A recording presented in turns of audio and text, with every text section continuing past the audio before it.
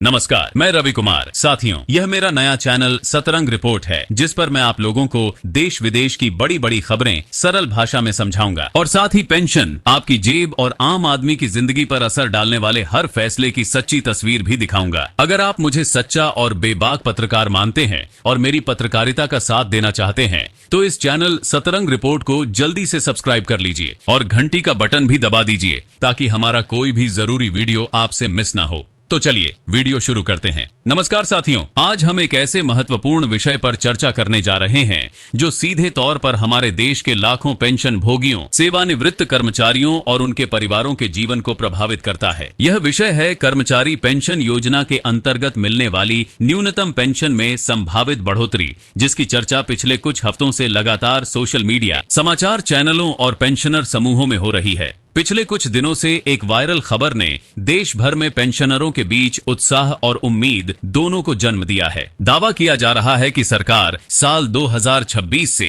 EPS 95 pension धारकों की न्यूनतम पेंशन को 1000 रुपए से बढ़ाकर 7500 रुपए प्रतिमाह करने पर गंभीरता से विचार कर रही है। यह दावा इतनी तेजी से फैल रहा है कि करोड़ों बुजुर्गों के बीच यह लगभग एक निश्चित घोषणा जैसा माहौल बना चुका है। लेकिन इसके पीछे की वास्तविकता क्या है? क्या सरकार ने वास्तव में ऐसा कोई फैसला लिया है?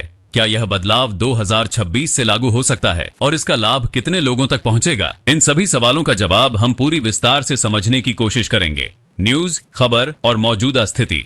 सबसे पहले बात करते हैं उस वायरल खबर की, जिसने पूरे सोशल मीडिया पर एक अलग ही हलचल मचा दी है। कई पोस्ट, वीडियो और लेख दावा कर रहे हैं कि सरकार ने न्यूनतम पेंशन को बढ़ाकर 7500 रुपए करने का निर्णय ले लिया है। साथ ही यह भी कहा जा रहा है कि इसकी आधिकारिक घोषणा बहुत जल्द की जाएगी। यही कारण है कि कई बुजुर्ग पेंशनर इस उम्मीद में बैठे हैं कि आने वाले समय में उनके जीवन की कठिनाइयां काफी हद तक कम हो जाएंगी। मौजूदा स्थिति पर नजर डालें तो फिलहाल कर्मचारी पेंशन योजना के तहत न्यूनतम पेंशन केवल 1000 रुपए प्रतिमाह है। यह राशि पिछले कई वर्षों से बिल्कुल स्थिर है। महंगाई जहां लगातार बढ़ रही है, वहां 1000 रुपए में किसी भी परिवार का गुजारा होना लगभग असंभव है। कई बार कर्मचारी संगठनों ने सरकार के सामने यह मुद्दा उठाया कि इतनी कम पेंशन राशि बुजुर्गों की जरूरतों के हिसाब से बिल्कुल अपर्याप्त है। लेकिन इसके बावजूद लंबे समय तक किसी भी तरह का कोई ठोस कदम नहीं उठाया गया। यही वजह है कि जब 7500 रुपए की खबर वायरल हुई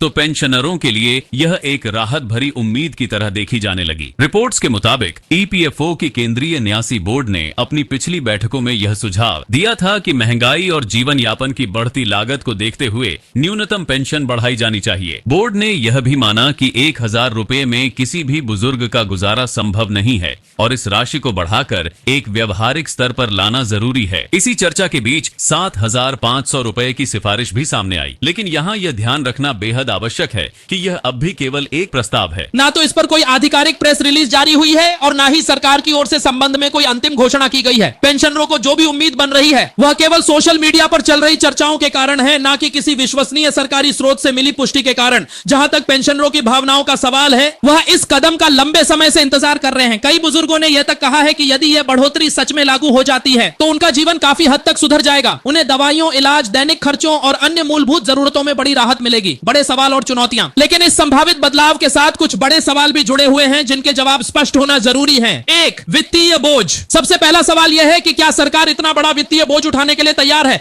अगर न्यूनतम पेंशन 7500 रुपए कर दी जाती है तो ईपीएफओ के फंड पर हर महीने हजारों करोड़ का अतिरिक्त भार पड़ेगा। रिपोर्ट्स के अनुसार यह बोझ लगभग 10 करोड़ प्रतिमाह हो सकता है। यह एक बहुत बड़ी राशि है जिसे संभालना किसी भी सरकार के लिए आसान नहीं होगा। दूसरा बड़ा सवाल यह है कि क्या यह योजना 1 जनवरी 2026 से लागू हो सकती है? चर्चा में यह तारीख इसलिए सामने आई है क्योंकि सरकार अगले वित्तीय वर्ष के बजट में इस प्रस्ताव को शामिल कर सकती है। पेंशनरों की पूरी नजर इसी पर टिकी है कि बजट भाषण में वित्त मंत्री इस विषय पर क्या घोषणा करती हैं। लेकिन जब तक यह घोषणा आधिकारिक रूप से नहीं होती, तब तक कोई भी दावा केवल कयास ही माना जाएगा। तीसरा महत्वपूर्ण पहलू यह है कि सोशल मीडिया पर फैली खबरों पर पूरी तरह विश्वास नहीं किया जा सकता। Press information bureau of India यानी पीआईबी ने भी इस संबंध में किसी भी तरह की पुष्टि नहीं की है। इसलिए फिलहाल यह कहना गलत नहीं होगा कि यह खबर केवल वायरल है, आधिकारिक नहीं। सामाजिक प्रभाव और तुलना। अगर न्यूनतम पेंशन 7,500 रुपए तय की जाती है तो देश के लगभग 50 लाख से अधिक पेंशनरों को इसका सीधा लाभ मिलेगा। यह संख्या काफी बड़ी है और इसका प्रभाव करोड़ों लोगों तक पहुंच सकता है, क्योंकि हर पेंशनर के साथ पूरा परिवार जुड़ा होता है। पेंशन बढ़ोतरी के समर्थकों का यह भी कहना है कि इससे सरकार को राजनैतिक और सामाजिक दोनों स्तरों पर बड़ा लाभ मिल सकता है, क्योंकि बुजुर्ग पेंशनर देश की एक मजबूत और भावनात्मक जनसंख्या है, जिनका समर्थन सरकार के लिए महत्वपूर्ण होता है। यदि यह प्रस्ताव लागू होता है तो यह सरकार की सामाजिक सुरक्षा नीति में एक ऐतिहासिक कदम माना जा सकता है। अब हम इस योजना की तुलना वर्तमान स्थिति से करें तो अंतर बिल्कुल साफ नजर आता है। जहां अभी न्यूनतम पेंशन केवल 1,000 रुपए है, वहीं 7,500 रुपए किए जाने पर यह लगभग 7 गुना बढ़ोतरी मानी जाएगी। यह बढ़ोतरी न केवल आर्थिक राहत देगी, बिल्कुल बुजुर्गों के जीवन में सम्मान और सुरक्षा की भावना को भी बढ़ाएगी। प्रस्ताव पर विचार क्यों? आखिर सरकार को इस प्रस्ताव पर गंभीरता से विचार करने की आवश्यकता क्यों पड़ी? सबसे महत्वपूर्ण कारण है लगातार बढ़ती महंगाई, चिकित्सा खर्चों में हुई भारी बढ़ोतरी और जीवन यापन की लागत का लगातार बढ़ता दबाव। दूसरी बड़ी बात यह है कि आने वाले वर्षों में भारत में बुजुर्ग आबादी की संख्या तेजी से बढ़ने वाली है। विशेषज्ञों का मानना है कि 2035 तक देश की लगभग 15% जनसंख्या 60 वर्ष से ऊपर होगी। तीसरा महत्वपूर्ण मुद्दा है पेंशनरों का वह संघर्ष जो वे दशकों से करते आ रहे हैं। देश भर में कई बार प्रदर्शन हुए, रैलियां निकाली गईं, ज्ञापन दिए गए। उनका बस यही कहना था कि उन्हें सम्मानजनक जीवन जीने का अधिकार है। संगठनों की भूमिका, ट्रेड यूनियन, पेंशनर की विभिन्न कमेटियां और सामाजिक कार्यकर्ता सब ने मिलकर इस मुद्दे को उठाया और सरकार पर लगातार दबाव बनाया कि पेंशन बढ़ाना सिर्फ जरूरत नहीं, बिल्कुल बुजुर्गों के सम्मान का प्रश्न है। कई बैठकों, चर्चाओं, रैलियां और ज्ञापनों के बाद यह मामला सरकार की टेबल तक पहुंचा। माँ बाकी का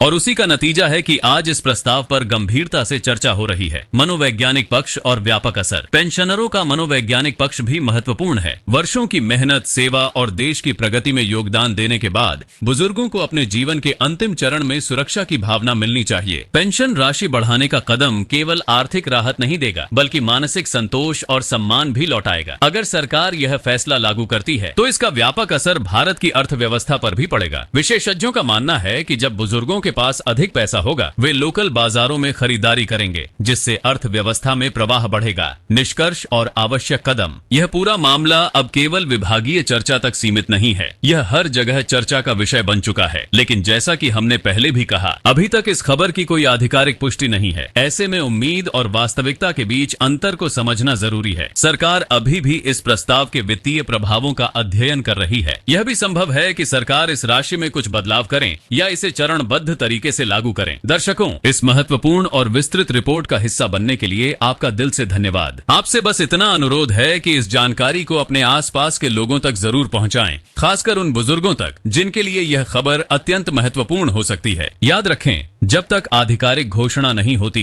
तब तक यह एक वायरल खबर है जिसकी पुष्टि अभी बाकी है, लेकिन उम्मीद की किरण जरूर दिखाई दे रही है और आने वाले दिनों में यह फैसला करोड़ों जीवन में बड़ा परिवर्तन ला सकता है। आप सभी का बहुत बहुत धन्यवाद।